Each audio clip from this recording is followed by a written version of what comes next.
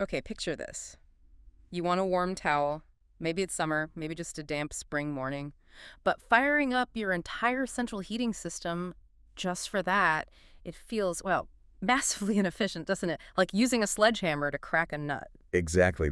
Yeah. That's precisely the problem dual fuel towel rails are designed to solve. They're a really smart hybrid solution. They connect to your central heating, yes, but also to the mains electricity. So in this deep dive, we'll unpack how they work, what makes them tick, and crucially, how to operate them correctly. Right, the inefficiency problem is clear. So how does this dual fuel approach actually engineer its way around that? What's the core mechanism? Well, it's fascinatingly simple, actually, in concept. Hmm. The rail itself fills with water from your central heating, just like normal radiator.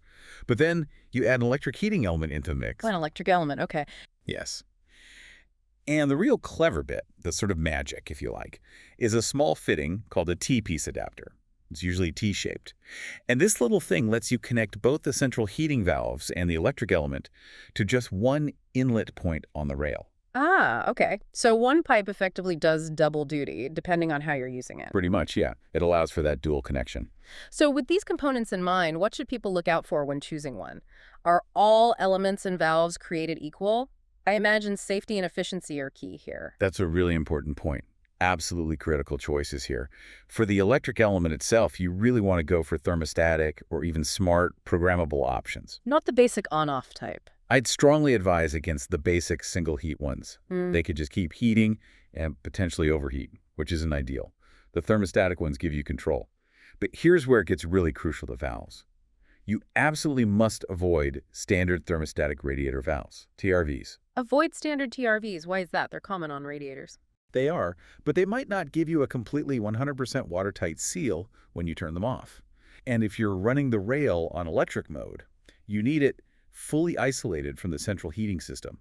Any slight bypass could lead to pressure problems. Ah, I see. So pressure buildup if it's not fully closed off. Exactly. Stress on the system. Yeah. So instead, you use standard, simple mechanical on-off valves, or there are specialized integrated valves designed specifically for dual fuel. They guarantee a proper seal. Okay, that's a vital detail, a potential pitfall avoided there. So beyond the nuts and bolts, what's the big picture advantage? Why go dual fuel instead of just, say, electric only or sticking with central heating? Well, connecting it to the bigger picture, the main thing is unparalleled flexibility. In winter, fine, it runs economically as part of your whole house central heating. Hmm. But crucially, in warmer months, summer, spring, autumn, you can heat just the towel rail electrically. Targeted heating. Right, so you're only paying for the electricity for that one item, not firing up the whole boiler. Precisely. You use the more expensive electricity strategically only when it's vastly more efficient than heating the whole house for one rail. That's the core energy and cost saving. And there's another benefit often overlooked. It actually protects your boiler. Protects the boiler. How so? Think about it. If you tried to heat just one towel rail using your central heating by turning off all the other radiators, well, that can dangerously deadhead the pump.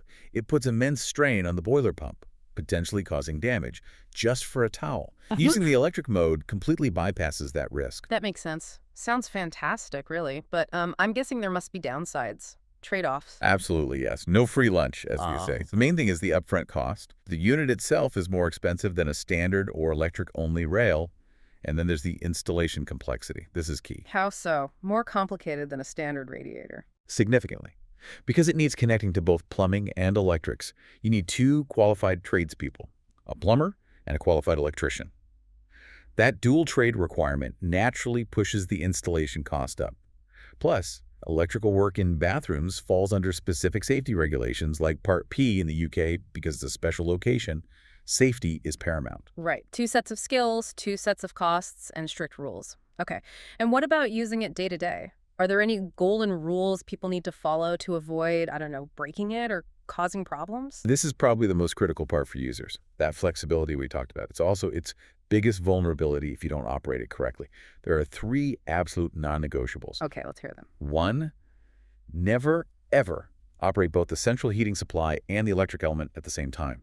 You'll almost certainly damage the electric element, one or the other. Got it. Number two. Two, when you are using it in electric mode, say, in summer, you must fully close both radiator valves, Right. the flow and the return. That properly isolates it from the heating system. Makes sense. Links back to that TRV point earlier. And the third. And third, this is the one people often forget, and it's crucial when it's in electric mode. You must slightly open the little bleed vent at the top of the towel rail. Just crack it open a tiny bit. The bleed vent. Why is that? Water expands when it's heated. Because the rail is isolated by the closed valves, that pressure needs somewhere to go. Opening the bleed vent slightly allows that excess pressure to escape safely. Forget this, and you risk pressure buildup, leaks, or potentially even rupturing the rail. It sounds minor, but it's a common and potentially dangerous mistake. Wow, okay, so that's a really important operational quirk. Using timers or smart controls could help avoid forgetting, maybe. Definitely. Smart elements or timers can automate things and reduce the chance of human error, especially with remembering to turn it off or not run both modes. So let's wrap this up. It seems like a dual fuel towel rail asks for a bit more from you upfront, higher cost, careful installation, and you really need to know those operating rules. That's right. It demands a greater initial commitment, both financially and in terms of user understanding. But the payoff is significant long-term rewards. That year-round comfort, the flexibility, and smarter energy use. Exactly. It's really a move away from just passive heating systems towards something more active, more user-centric.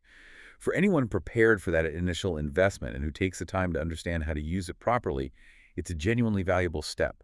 Better comfort, more intelligent energy management in your home. It makes you wonder, doesn't it, how this trend towards more adaptable on-demand solutions might start shaping other parts of our homes in the future.